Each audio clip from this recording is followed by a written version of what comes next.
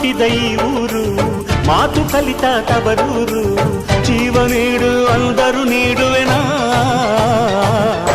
ಹೇರುಕ್ಕಮ್ಮ ನಮ್ಮ ಊರಮ್ಮ, ಹೇರುಕ್ಕಮ್ಮ ನಮ್ಮ ಮಾತೆ ಮಾತಮ್ಮ.